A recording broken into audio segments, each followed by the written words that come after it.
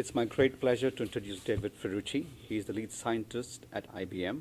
Most importantly, he's well known for the Watson research, which everybody knows about Jeopardy challenge, how he put his technology and his research and the computer against the masters of Jeopardy challenge. David, it's a true pleasure to welcome you. Pleasure. Thank you. The pleasure is mine. So help us understand, if you can break down your research for the audience here, how they can first understand what you're doing and then apply in everyday lives. Well, so for starters, I think when you think about Watson and the technology underlying Watson, it's really directed at trying to get the computer to do a deeper analysis and understanding of natural language content. Traditionally, we saw sort of two kinds of computer systems. On one end of the spectrum, you have computer systems that populate relational databases. And we have very precise query languages like SQL that go into those databases and, given the social security number, pull out the address, whatever it might be. And you expect that kind of precision out of them because you've handcrafted that data and you've populated those databases and you handcrafted those queries. On the other end of the spectrum, you have search systems where you put in keywords and you could hit millions of documents. So you have that huge breadth that you don't get in database systems, but you don't have that precision. The search system doesn't really understand your query. It doesn't really understand the content. It's using popularity metrics and it's using keyword type metrics. Watson, the idea of Watson is to kind of hit this sweet spot in between those two extremes. Can we create a computer system that does a better job at dissecting, understanding, and analyzing that content?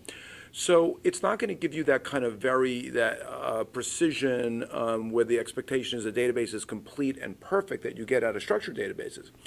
But it's going to give you the access to those broader volumes of natural language content and give you more precision than you get out of search by doing more work to analyze that natural language content to understand what those passages and documents are saying relative to your query.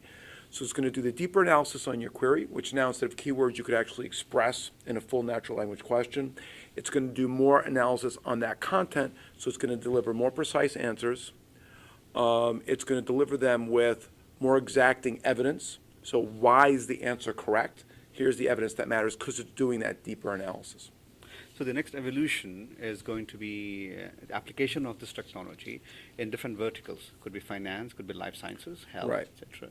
So the bigger question now is, how do entrepreneurs apply this into their own respective verticals? Well, so there's a couple of things. So if you think about why would this help, for example, in healthcare? So when you think about differential diagnosis, you're generating many possible answers, and for each answer diagnosis, you're going out there and you're collecting evidence from lots of different sources, and you're trying to more precisely understand how does that evidence support that answer.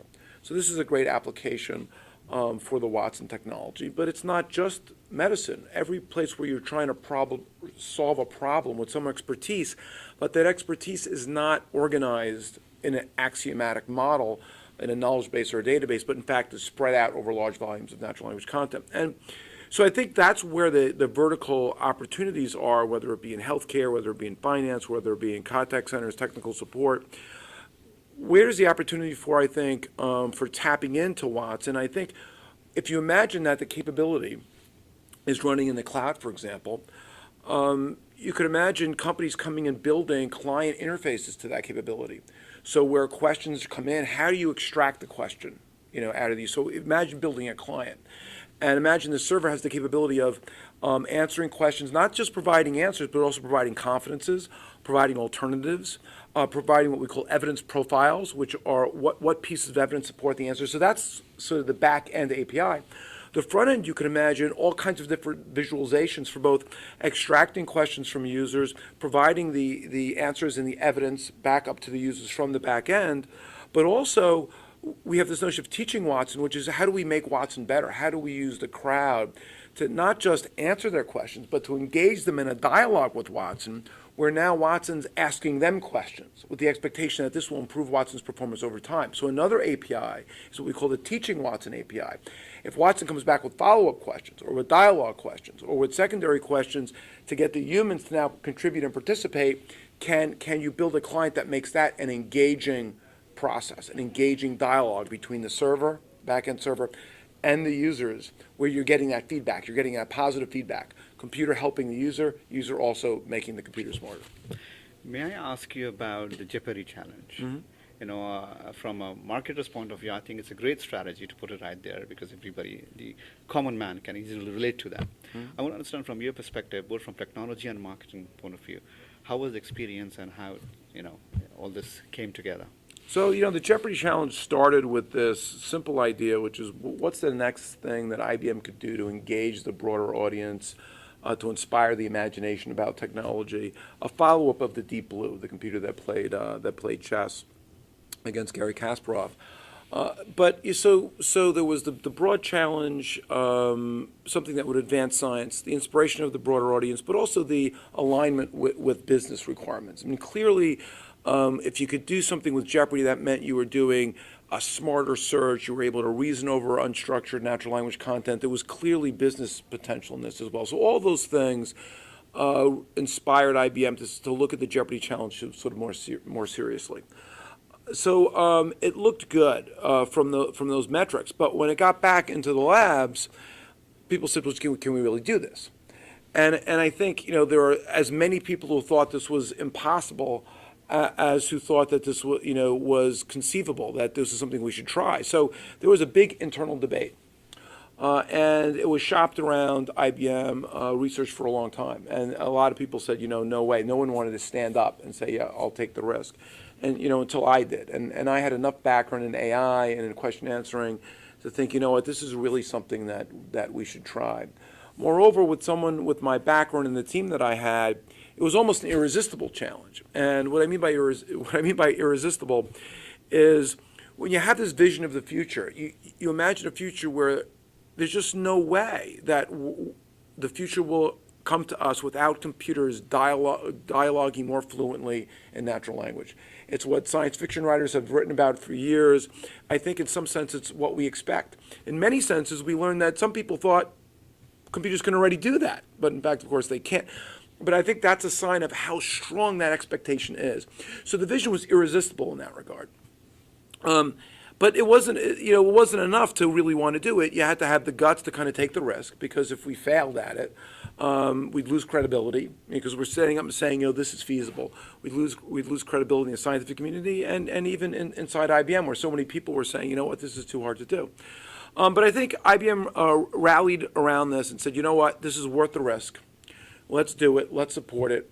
Dave's willing to take the lead. He's got a great team, and they invested in it. And I think it's a great credit to the IBM company and to IBM Research to be willing to take that kind of risk, to advance the science, to kind of communicate to the broader audience about technology, and also to push the business and to take the risk that this kind of research will lead to great business potential. And we started to get the support we needed to do it. Our expectations for it grew over time. I think when we first began, we thought, gee, if we could just play a game and with positive dollars, we demonstrate that this technology is feasible and exciting. And our technical approach, ended up becoming so powerful that we got to a point where people were starting to expect, can you win at this? Can you be the grand champion at this? And we did. So we're trying to make computers more human. So the question now is, how do humans in general try to leverage what you're doing, and what's the next evolution? So I don't know that we're trying to make computers more human. I think what we're trying to do is make computers help people be more human, is the way I like to think of it. Look, I mean, human beings, at least in my view, are creative, and they love to create and innovate. And information is a tool that they use to be creative, to solve problems. And the more we can create computers to provide information, the information they need, right? So on demand, right? You're coming in and you're saying, here's the problem I need to solve. Here's the information. I'm looking for this kind of information. Can I get that precise information? How much confidence can I get that that's the right way to go? And we need computers to help us do that. One, because the expectation is growing for that, is one, because we know the information's out there somewhere.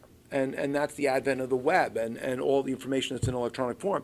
But the other reason is because we have so much more to do. We're inspired to create and innovate like never before, and so our expectations are growing for computers to help us do that. So I see this technology as ultimately a tool that's going to help humans be more creative, solve more problems faster, advance all the other fields of science more rapidly. Think about what you face in life sciences, for example, in drug discovery, or as a biologist. What else is going on out there? How do you keep up to speed with all the things, or as a doctor, how do you keep up to speed with all the things that are happening?